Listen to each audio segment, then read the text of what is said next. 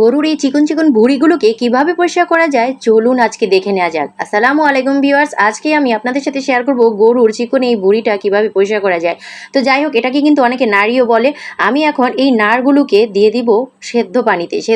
সেদ্ধ করার জন্য এখানে দিয়ে দিয়েছি হলুদ দিয়ে সেদ্ধ করলে কিন্তু এটার ভেতরে যে জীবাণু থাকে তা দূর হয়ে যায় এবং দুর্গন্ধ দূর হয়ে যায়। তো অবশ্যই কিন্তু হলুদ দেওয়ার চেষ্টা করবেন। হলুদ দিয়ে অবশ্যই সেদ্ধ করে নেবেন, তাহলে এটা একেবারে জীবাণুমুক্ত হয়ে যাবে। আর এই যে দেখেন কি শক্ত শক্ত হয়ে গিয়েছে ভুঁড়িগুলো সেদ্ধ করার পর। এখন কিন্তু এগুলোকে একটা পাত্রে ছেঁকে নিব। আর এই যে ছেঁকে নেওয়ার কাজটা করে নিলাম। এখন ছেঁকে নেওয়ার পর ঠান্ডা পানিতে ভালো করে ধুয়ে নিব। কষলে কষলে বারবার পানি দিয়ে ধুতে হবে। এভাবে কিন্তু গরুর ভুঁড়ির উপরি অংশ পরিষ্কার করে নিতে হয়। তো আমি কিন্তু এখানে বারবার পানিটা বদলে দিচ্ছি এবং বারবার পরিষ্কার করে নিচ্ছি। কষলে কষলে একেবারে উপর থেকে যতটুকু ময়লা ফেলে দেওয়া যায় আমি কষলে কষলে ফেলে দিয়েছি। এখন আমি একটা কেচি নিব, কেচি দিয়ে এগুলোকে পরিষ্কার করে নিব। আর ঠান্ডা পানিতে ধোয়ার কারণে কিন্তু এই ভুঁড়িটার অনেকটা ঠান্ডা হয়ে গিয়েছে। এখন আপনি চাইলেও কিন্তু পরিষ্কার করে নিতে পারবেন খুব দ্রুত। তো যাই হোক, এই যে আমি কেচি দিয়ে এটা লম্বা করে কেটে নিব। এরপর একটা চাকু নিব। এই যে নিলাম একটা ছোট আকারের ছুরি দিয়ে পরিষ্কার করতে যাচ্ছিলাম, কিন্তু না, হচ্ছিল না। আমরা বাঙালিরা তো সবসময় বটি দিয়ে কাজ করতে অভ্যস্ত, আমরা তো আর চাকু দিয়ে বা ছুরি দিয়ে কাজ করে অভ্যাস নাই। তো এ কারণেই কিন্তু আমিও পারছিলাম না। তো যাই হোক, তবুও কিন্তু চেষ্টা করলাম, একটু দেখাচ্ছি আর কি, আপনাদের সাথে শেয়ার করছি। যারা বিদেশে থাকে তারা তো চাকু দিয়ে কাজ করে অভ্যাস, তাই না? তো এই কারণে আর কি চাকু দিয়ে একটু দেখিয়ে দিলাম। তো এখন আমি এটাকে পরিষ্কার করে নিলাম। এরপর বিভিন্ন সাইজের করব, যে যেরকম সাইজ করে খেতে চান সেভাবেই সাইজ করে নেবেন। ছোট করলে ছোট, বড় করলে বড়। তো আমি এই যে দেখিয়ে দিচ্ছি, এই সাইজটাই কিন্তু পারফেক্ট একটা সাইজ।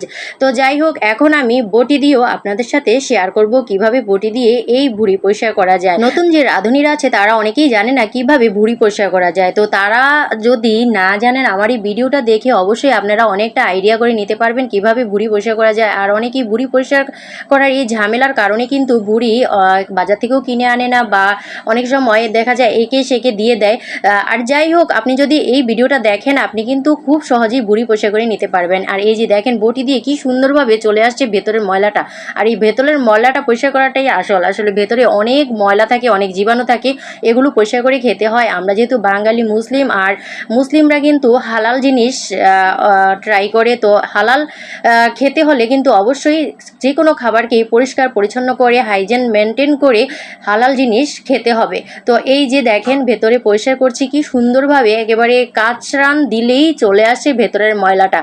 তো আপনিও এভাবেই পরিষ্কার করে নিতে পারবেন। খুব সুন্দর সহজ একটা পদ্ধতি। আবার অনেকেই জিজ্ঞেস করতে পারেন মোটা বট কিভাবে পরিষ্কার করতে হয়। তো সেটার ভিডিও কিন্তু আমার এই চ্যানেলে আছে, তো আপনারা কিন্তু চাইলে দেখে নিতে পারেন। আর সেটা কিন্তু আরও বেশি সহজ ছিল, কিভাবে আমি পরিষ্কার করেছি সেটা দেখিয়ে দিয়েছি। তো অবশ্যই আমার সেই ভিডিওটাও আপনারা দেখে আসতে পারেন। আর এই যে দেখেন, আমি কি সুন্দর করে পরিষ্কার করে ফেলেছি। এখন এগুলোকে আবার সেদ্ধ করব, আবার হলুদ দিয়ে লবণ দিয়ে সেদ্ধ করব, যাতে এর ভেতরে জীবাণু যা আছে সব চলে যায়। আর এটা অবশ্যই করবেন, এবং দুর্গন্ধও থাকে না এই হলুদ দিয়ে লবণ দিয়ে যদি আপনি সেদ্ধ করে নেন, এটা অবশ্যই করবেন।